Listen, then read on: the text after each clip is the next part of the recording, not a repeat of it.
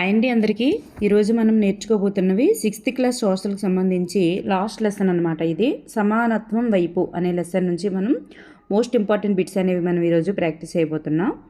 చివరి వరకు చూడండి, ఇది మీకు చాలా యూజ్ఫుల్ అయ్యేటటువంటి వీడియో. లైన్ టు లైన్ తయారు చేయబడిన బిట్లు కాబట్టి. ఇక్కడ ఫస్ట్ వన్ చూస్తే, సమాజంలో మనం గుర్తించిన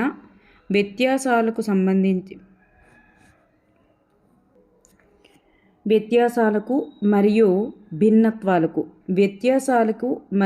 భిన్నత్వాలకు గల కారణాలు ఏమిటి? అసలు కారణం ఏమిటి? సమాజంలో ఇటువంటి వ్యత్యాసాలు లేదా భిన్నత్వాలకి కారణం ఏమిటి? ద రైట్ ఆన్సర్ ఈజ్ పైవన్నీ అన్నమాట. అంటే చరిత్ర ఒక కారణమవుతుంది, భౌగోళిక ప్రాంతం కూడా ఒక కారణమవుతుంది, వివిధ ప్రాంతాలకు రాకపోకలు కూడా కారణమవుతుంది. అంటే సమాజంలో మరి విభిన్న ప్రాంతాలు వ్యత్యాసాలు అనేవి ఉండడానికి కారణం ఇవన్నీ కూడా అవుతాయి. నెక్స్ట్ వన్, వ్యక్తుల మధ్య భిన్నత్వంను ప్రభావితం చేసేటటువంటి అంశం ఏమిటి? భిన్నత్వాన్ని ప్రభావితం చేసేటటువంటి అంశం. మరి ఏ అంశము భిన్నత్వాన్ని ప్రభావితం చేస్తుంది? భౌగోళిక ప్రాంతము, చరిత్ర ఆల్రెడీ మనం చెప్పుకున్నాం కదా. నెక్స్ట్, వివిధ ప్రాంతాల మధ్య భిన్నత్వం ఏర్పడుటకు గల కారణం ఏమిటి? ఎందుకు ఏర్పడుతుంది? సో ప్రజలు తరచుగా కొత్త ప్రాంతాలలో స్థిరపడడం, వలసలు వెళ్ళిపోవడం, ప్రజలు తాము భౌగోళిక ప్రాంతానికి అనుగుణంగా జీవన విధానం మార్చుకున్నప్పుడు, సముద్ర తీర ప్రాంత ప్రజల జీవనశైలి ఎడారి ప్రాంత ప్రజల జీవనశైలికి భిన్నంగా ఉంటుంది. సో ప్రాంతాలను బట్టి వారు చేసే పనులు కూడా వేరువేరుగా ఉంటాయి. సో ఈ విధంగా భిన్నత్వం అనేటటువంటిది ఏర్పడుతుంది. నెక్స్ట్ వన్, సముద్ర తీర ప్రాంత ప్రజల యొక్క జీవనశైలి ఎడారి ప్రాంత ప్రజల యొక్క జీవనశైలికి భిన్నంగా ఉంటుంది. ఎందువలన అంటే భౌగోళిక అంశాలే దీనికి కారణం. ప్రస్తుత సమాజంలో గల వివక్షతలు ఏమిటి? మరి ఎటువంటి వివక్షతలు అనేవి ప్రస్తుత సమాజంలో ఉన్నాయి? ఒక్కసారి ఆలోచిస్తే మనకి ఇవన్నీ కూడా సైడ్ హెడ్డింగ్స్లో ఇచ్చారనమాట. టెక్స్ట్ బుక్లోనే కుల వివక్షత గురించి ఇచ్చారు, జాతీయ వివక్షత గురించి ఇచ్చారు, దివ్యాంగుల పట్ల వివక్షత ఎలా జరుగుతుందో ఇచ్చారు, ప్రాంతీయ వివక్షత, లింగ వివక్షత. సో ఈ రకమైన వివక్షతలు చాలా రకాలుగా జరుగుతున్నాయి సమాజంలో. సో ఈ రకమైన వివక్షతలన్నీ కూడా వివక్షతల కిందకే వస్తాయన్నమాట. నెక్స్ట్, వివక్షతలు ఏర్పడుటకు గల కారణాలు ఏమిటి? అసలు ఎందుకు ఈ వివక్షతలు అనేవి ఎందుకు ఏర్పడుతున్నాయి అంటే ప్రతికూల అభిప్రాయాలు మరియు పక్షపాత ధోరణి. ప్రతికూలమైనటువంటి అభిప్రాయాలు అంటే ఆపోజిట్ వెర్షన్లో ఏవైనా ఆలోచనలు పడడం, అభిప్రాయపడడం అంటే రాంగుగా అర్థం చేసుకోవడం, పక్షపాత ధోరణి, ఈ విధంగానే వివక్షతలు అనేవి ఏర్పడుతున్నాయి అన్నమాట. నెక్స్ట్ వన్, ఇతరులను ప్రతికూల ధోరణిలోను, నాసిరకంగాను, హీనంగాను చూచుటకు గల పేరేమిటి? మరి ఈ రకంగా చూడడాన్ని ఏమంటారు? ఆ రకంగా చూడడాన్ని మనం పక్షపాతం అంటారు. పక్షపాతం ఈజ్ ద రైట్ ఆన్సర్. చూడండి, ఇలా ప్రవర్తించడాన్ని నాసిరకంగాను, హీనంగాను ఇలా చూడడాన్ని ఏమంటామంటే పక్షపాత ధోరణి అంటామన్నమాట. నెక్స్ట్ వన్, వ్యక్తులను కానీ సంఘాన్ని కానీ ఒక కోణం నుంచి మాత్రమే చూడడాన్ని. చూడండి, రెండింటికి చిన్న డిఫరెన్స్ అనేది ఉంది. ఒక కోణం నుంచి మాత్రమే చూడడాన్ని ఏమంటారంటే మూసధోరణి అంటారు. మూసధోరణి. ప్రపంచంలో ఎన్ని ప్రధాన మతాలు ప్రాచుర్యంలో ఉన్నాయి? ఎన్ని ప్రధాన మతాలు అనేవి ప్రాచుర్యంలో ఉన్నాయి? 8 ప్రధాన మతాలు అనేటటువంటివి ప్రాచుర్యంలో ఉన్నాయి. కులాల వారు అనుభవించేటటువంటి హక్కులు నిమ్న కులాల వారిని అనుభవించనీయకపోవడాన్ని ఏమంటారు? అగ్ర కులాల వారు చాలా రకాల హక్కులను అనుభవిస్తారు, గౌరవాన్ని పొందుతారు. మరి నిమ్న కులాల వారు అటువంటి హక్కులు అనేటటువంటివి పొందనివ్వకుండా చేస్తారు. మరి ఇటువంటి దానిని ఏమంటారంటే కుల వివక్షత అంటారు. కుల వివక్షత. ప్రతి వ్యక్తి కూడా కొన్ని ప్రత్యేక నైపుణ్యాలతో ఇతరులకు భిన్నంగా ఉంటారనేటటువంటి దృష్టితో చూడనివ్వనిది ఏమిటి? ప్రతి వ్యక్తి కూడా ఒక ప్రత్యేక లక్షణాలు, నైపుణ్యాలతో ఇతరులకి భిన్నంగా ఉంటారు అనేటటువంటి దృష్టితో చూడనివ్వదనమాట. అట్లా అంటే ఎవరికి కూడా ఒక గౌరవాన్ని ఇవ్వనివ్వకుండా చేస్తుంది. అది ఏంటి అంటే దాన్నే మూసధోరణి అంటారు. దాన్ని ఏమంటారంటే మూసధోరణి. కుల వ్యవస్థలో కుల వివక్షతకు పునాది ఏమిటి? కుల వ్యవస్థలో కుల వివక్షతకు పునాది ఏంటి అంటే వ్యక్తుల విభజన. కుల వ్యవస్థ గురించి చెప్పే వాటిలో సరికానిది ఏమిటి? కుల వ్యవస్థ గురించి చెప్పే వాటిలో సరికానిది. కుల వ్యవస్థలో క్రింది స్థాయిలో ఉన్నవారిని అస్పృశ్యులు అంటారు. అస్పృశ్యులు వారికి కేటాయించిన వృత్తులు మాత్రమే చేయాలి. కుల వ్యవస్థలో పై స్థాయిలో ఉన్నవారిని అగ్రవర్ణాలు అంటారు. సో ఇక్కడ మనకి సరికానిదంటూ ఏమైనా ఉందా? పైవన్నీ కూడా సరి అయినవే. సరికానిదంటూ ఇక్కడ మనకి ఏమీ లేదు. క్రింది స్థాయిలో ఉన్న వాళ్ళని అస్పృశ్యులు అంటారు. అస్పృశ్యులు వారికి కేటాయించిన వృత్తులు మాత్రమే చేయాలి. పై స్థాయిలో ఉన్నవారిని అగ్రవర్ణాలు అంటారు. ఇదే కుల వ్యవస్థ గురించి తెలియజేస్తుంది అన్నమాట. డాక్టర్ బిఆర్ అంబేద్కర్ గారు మరి ఏ కులంలో జన్మించారు? మెహర్ కులంలో జన్మించారు. దళితులు అనగా అర్థం ఏమిటి? దళితులు అనగా అర్థము విచ్ఛిన్నమైన వారు అని అర్థం. విచ్ఛిన్నమైన వారు. క్రింది వారిలో కుల అణచివేతకు గురైన వ్యక్తి ఎవరు? కుల అణచివేతకి గురైన వ్యక్తి ఎవరంటే బిఆర్ అంబేద్కర్ గారు. ప్రజలు పక్షపాతంగా వ్యవహరించేటటువంటి అంశం ఏంటి? క్రింది వానిలో ప్రజలు పక్షపాతంగా వ్యవహరించేటటువంటి అంశం ఏమిటి?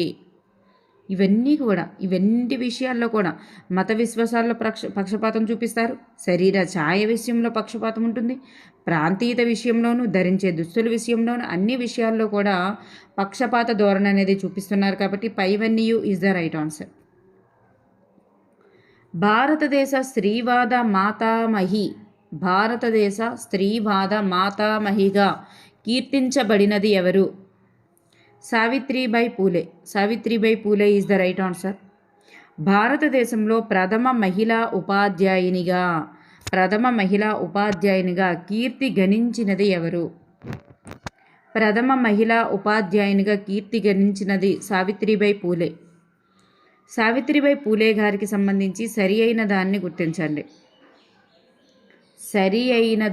గుర్తించండి.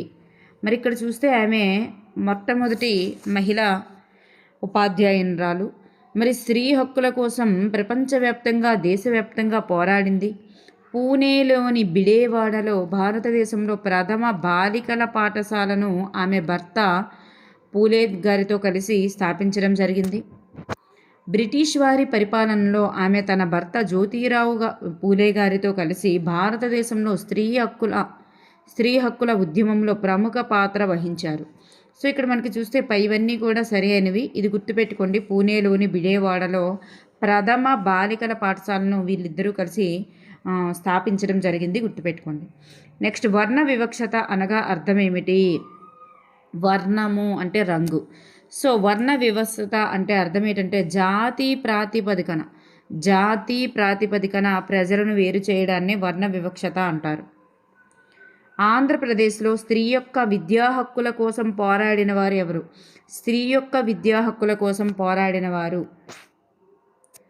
వీళ్ళందరూ కూడా అవుతారండి. కందుకూరి వీరేశలింగం గారు, దుగ్గిరాల గోపాలకృష్ణయ్య, పొనక కనకమ్మ, దువ్వూరు సుబ్బమ్మ, వీళ్ళు నలుగురు కూడా స్త్రీ యొక్క విద్యా హక్కుల కోసం పోరాడటం జరిగింది. పైవారందరూ is the right answer. Next one, దివ్యాంగుల కోసం అంటే నడవలేని, చూడలేని, వినలేని, మాట్లాడలేని వారి కోసం పీడబ్ల్యూడి చట్టం ఎప్పుడు చేశారు? 2016 ఈజ్ ద రైట్ ఆన్సర్. అసమానతలకు వివక్షతలకు గల మూల కారణాలేమిటి? వివక్షతకు గల మూల కారణాలేమిటి? అవిద్య, నమ్మకాలు, సాంప్రదాయాలు, వృత్తులు, సంపద, అధికారాలు. ఇవన్నీ కూడా మరి అసమానతలకు, వివక్షతకు, ఇవన్నింటికి కూడా మూల కారణాలు అన్నమాట. విద్య లేకపోవడం, మూఢనమ్మకాలు కలిగి ఉండడం, సాంప్రదాయాలు, పనికిమాలిన సాంప్రదాయాలు, మరి వృత్తులు, సంపద, అధికారాలు, ఇవన్నీ కూడా అంటే ఒక్కొక్కరి సంప్రదాయం ఒక్కొక్కరికి నచ్చకపోవడం, వృత్తులు పట్ల చిన్నచూపు చూడడం, సంపద, అధికారం, ఇవన్నీ కూడా అసమానతలు, వివక్షతకి కారణాలు అవుతున్నాయి. నెక్స్ట్, మన దేశంలో సతీ సహగమనం ఏ సంవత్సరంలో నిషేధించబడింది? 1829 ఈజ్ ద రైట్ ఆన్సర్. సతీ సహగమనం 1829లో నిషేధించబడింది. ఈ క్రింది వారిలో కుల వివక్షతకు వ్యతిరేకంగా పోరాడిన వారు ఎవరు? కుల వ్యవస్థకు వ్యతిరేకంగా పోరాడిన వారు. వీళ్ళందరూ కూడానండి, వీళ్ళందరూ డాక్టర్ బిఆర్ అంబేద్కర్ గారు, మరి సివి రామస్వామి నాయకర్, జ్యోతిరావు పూలే, సావిత్రిబాయి పూలే, వీళ్ళందరూ కూడా కుల వ్యవస్థకు వ్యతిరేకంగా పోరాడిన వారే. క్రింది వారిలో భారతదేశంలో సమాజంలో స్త్రీ పురుషులు పాటిస్తున్నటువంటి సామాజిక సంప్రదాయాల గురించి 19వ శతాబ్దం ప్రారంభం నుంచి చర్చల్లో పాల్గొన్నవారు ఎవరు? చర్చల్లో పాల్గొన్నవారు ఎవరు అంటే the right answer is option 4 is the right answer అండి. పైవారందరూ కూడా అవుతారు. కందుకూరి వీరేశలింగం గారు, రాజా రామ్మోహన్ రాయ్ గారు, ఈశ్వరచంద్ర విద్యాసాగర్ గారు, స్వామి దయానంద సరస్వతి, పండిత రమాబాయి గారు, వీళ్ళందరూ కూడా మరి 19వ శతాబ్దం ప్రారంభం నుంచి చర్చల్లో పాల్గొన్నవారన్నమాట. భారతదేశపు తొలి మహిళా వైద్యురాలు ఎవరు? భారతదేశపు తొలి మహిళా వైద్యురాలు ఎవరు? ఆనందీబాయి జోషి గారు తొలి మహిళా వైద్యురాలు. దక్షిణాఫ్రికాలో వర్ణ వివక్షతకు వ్యతిరేకంగా పోరాటం చేసిన వారు ఎవరు? వర్ణ వివక్షతకు వ్యతిరేకంగా పోరాటం చేసిన వారు ఎక్కడ? దక్షిణాఫ్రికాలో. Nelson Mandela is the right answer. Nelson Mandela is the right answer. గిరిజన ప్రాంతాల పట్ల మైదాన ప్రాంతం వారు చూపేటటువంటి వివక్షతను ఏమంటారు? అంటే ఒక ప్రాంతానికి ఇంకో ప్రాంతానికి చూడండి, ప్రాంతాల పట్ల కదా.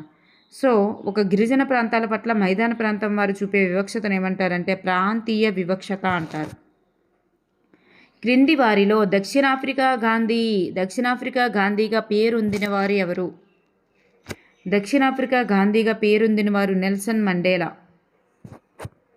ఈ క్రింది వానిలో చట్టం ముందు అందరూ సమానమే అని తెలియజేసేటటువంటి నిబంధన ఏది? చట్టం ముందు అందరూ సమానమే అని తెలియజేసే నిబంధన 14వ నిబంధన. అంటరానితనం పాటించుట నేరం నిషేధించబడింది. చూడండి, అంటరానితనం పాటించడం నేరం నిషేధించబడింది. దీన్ని పాటించిన వారు చట్ట ప్రకారం శిక్షించబడతారు అని తెలియజేసేటటువంటి నిబంధన ఏది? సో అంటరానితనం నిషేధం గురించి తెలియజేసే నిబంధన 17.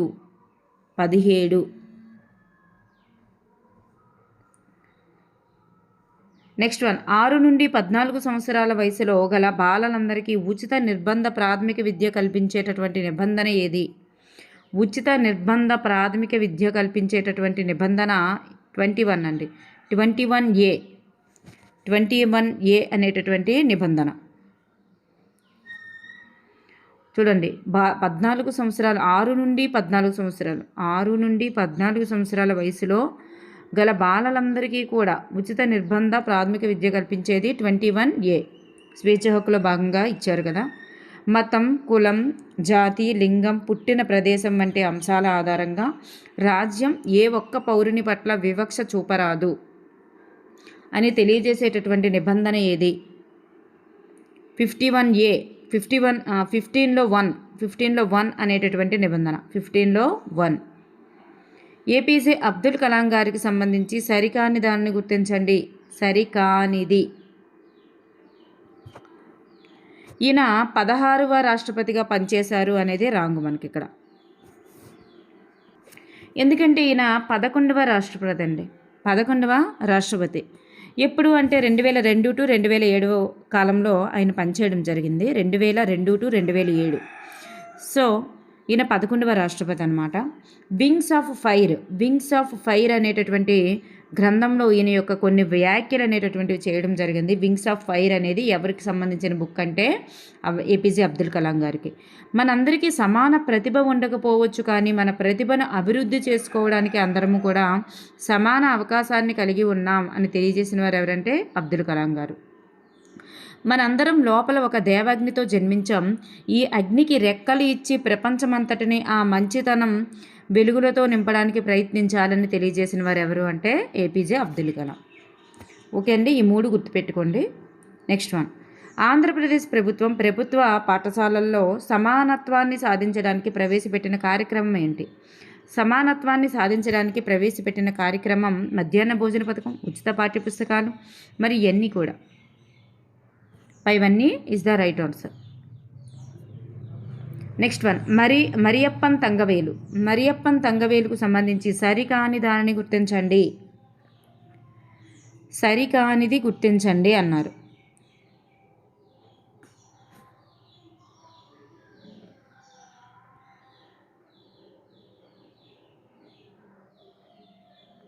సో ఇక్కడ చూస్తే మనకి పారాలింపిక్కి సంబంధించినటువంటి హై జంప్ క్రీడాకారుడండి. అదేవిధంగా 9 సంవత్సరాల వయసులో కాలికి గాయమైంది అనేది రాంగ్. ఎందుకంటే ఆయనకి 5 సంవత్సరాల వయసులో కాలికి గాయమైంది. 2016లో బ్రెజిల్లోని రియో డి జనరీలో జరిగినటువంటి పారాలింపిక్స్లో ఈయన బంగారు పథకాన్ని సాధించారు. ఎప్పుడు అంటే 2016లో. సో ఇక్కడ మనకి సరికానిదంటే ఆప్షన్ 2 అనేటటువంటిది సరికాదు. ఆప్షన్ 2 సరికాదు. నెక్స్ట్ వన్ సింధుతాయి ఈమెకు సంబంధించి సరికాని దానిని గుర్తించండి.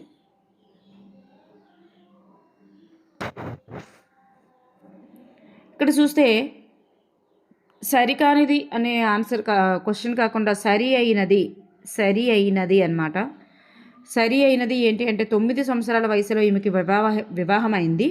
20 సంవత్సరాల వయసులో 9 నెలల గర్భంతో ఉన్నప్పుడు ఆమె భర్త చనిపోవడం జరిగింది. మరి 1200 మంది అనాథులకు తల్లిగా మారి 750 అవార్డులను కూడా పొందింది. సో ఇక్కడ పైవన్నీ కూడా సరి అయినవండి. ఇక్కడ సరి అయినది గుర్తించండి అని మనం క్వశ్చన్ ఇచ్చుకుంటే ఇక్కడ సింధుతాయికి సంబంధించి ఇవన్నీ కూడా సరి అయినవి, గుర్తుపెట్టుకోండి. నెక్స్ట్ వన్ క్రింది వారిలో రాష్ట్రపతి రామ్నాథ్ కోవింద్ చేతుల మీదుగా నారీ శక్తి పురస్కారం అందుకున్న మహిళ ఎవరు? చూడండి, రామ్నాథ్ కోవింద్ గారి చేతుల మీదుగా నారీ శక్తి పురస్కారం అందుకున్న మహిళ సింధుతాయి.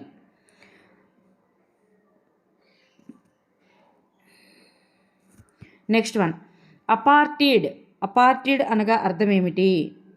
అపార్టీడ్ అనగా జాతి వివక్ష అని అర్థం.